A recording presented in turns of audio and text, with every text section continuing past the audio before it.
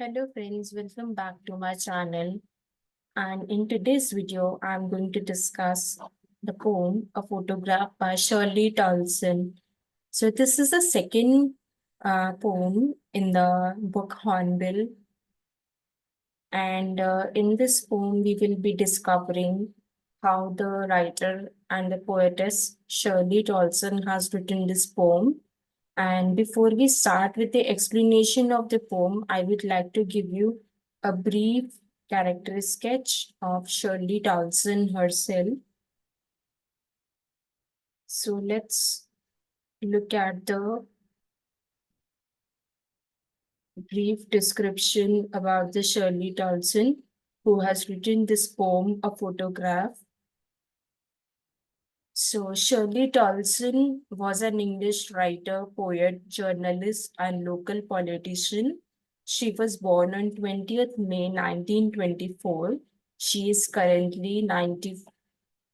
She is currently she attended Prior's Field School and pursued her higher education and studies at Birkbeck University of London. She is known for notable works like Shadows in the Orchard, Celtic Journeys, and The Fault, Dear Brutus, a zodiac of sonnets. So this is a brief description about the poetess Shirley Toulson. Now we will directly start with the explanation of the poem itself. So before I just explain the poem, I would like to read the lines given in the poem. So the first four lines are, the cardboard shows me how it was when the two cousins went paddling, each one holding one of my mother's hands, and she, the big girl, some 12 years or so. So in the first four lines, the poet admires a photograph which is stick on a cardboard, and she describes that this is a photograph of her mother when she was young, of about 12 years old.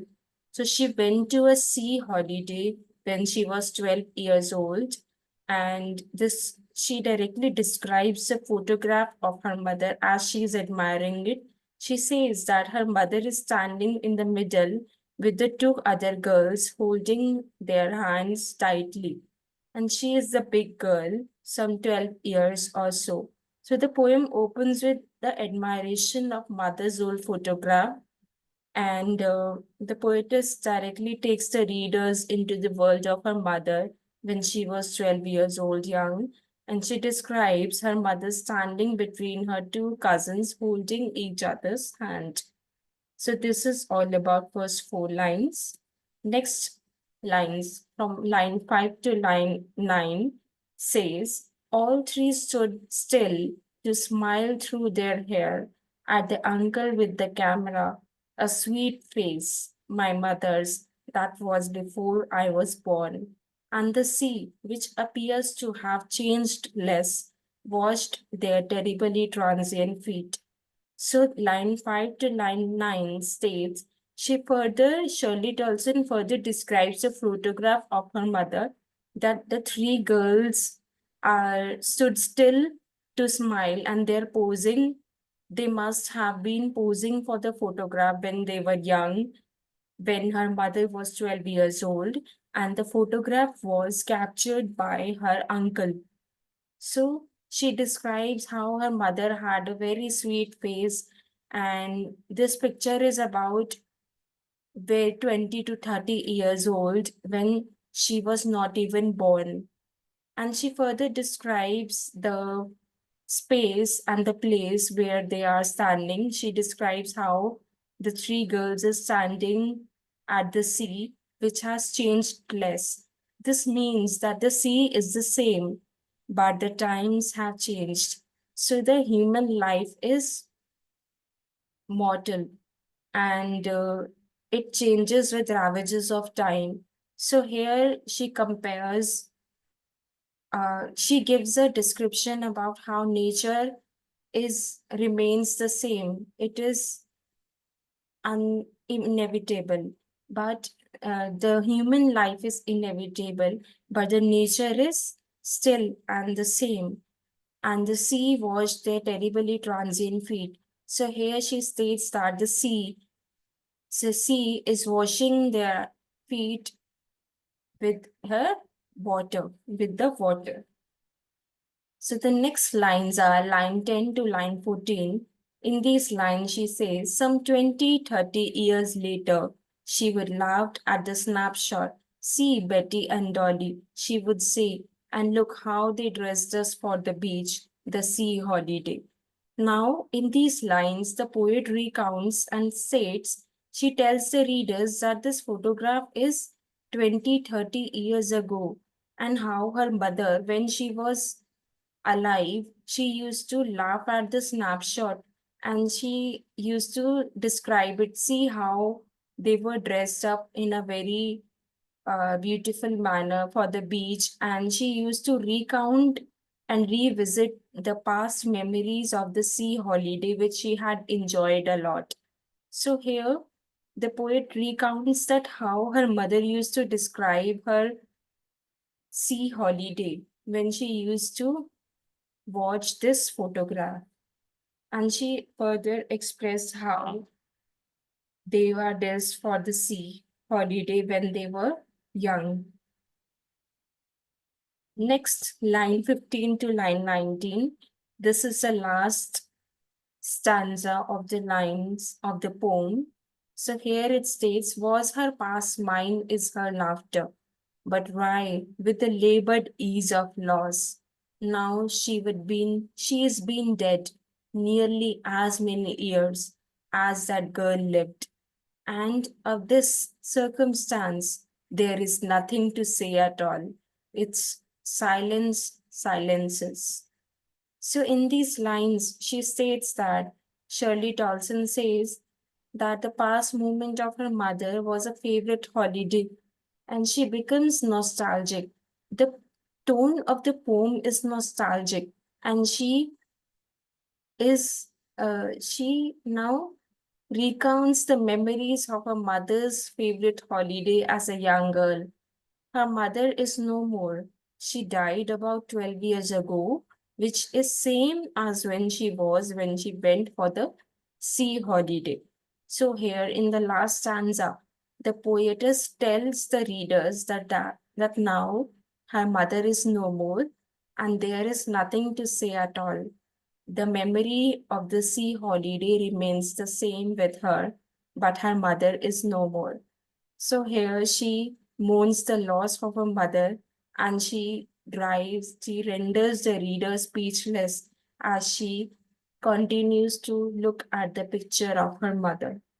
So with this, we end with the poem. And now further, I I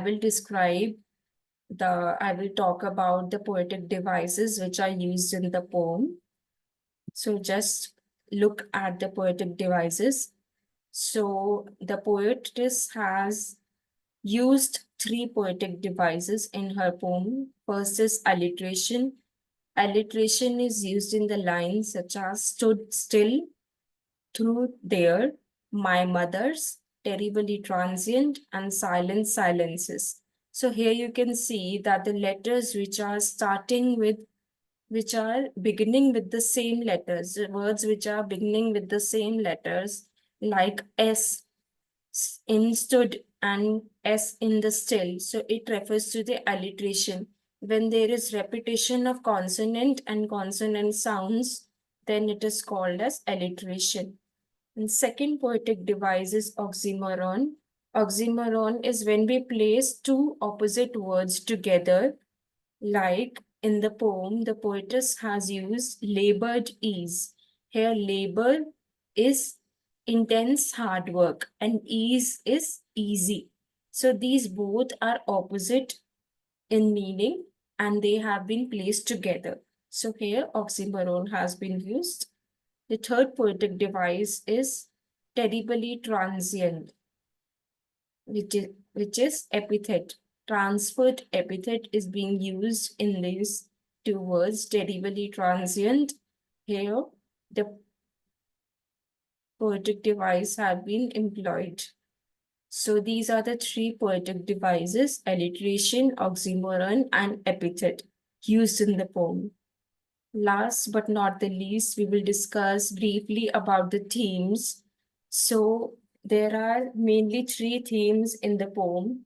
First is loss, second is memory, and third is transience of life. First is loss. So in this poem, the poetess mourns the loss of her mother. So this becomes a very significant theme of the poem. Second is memory.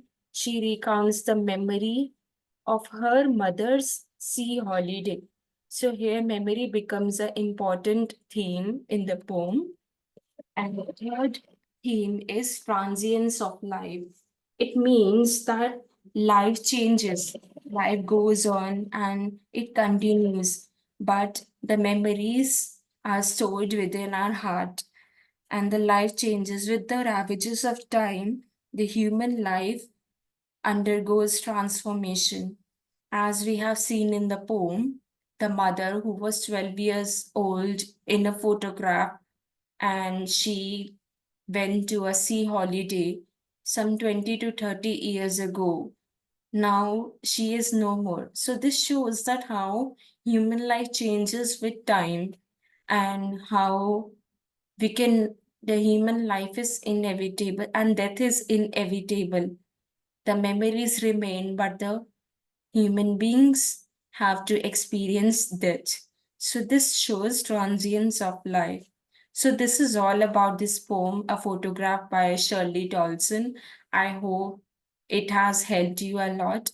And do like, share, and subscribe to my channel. See you in the next video. Bye bye.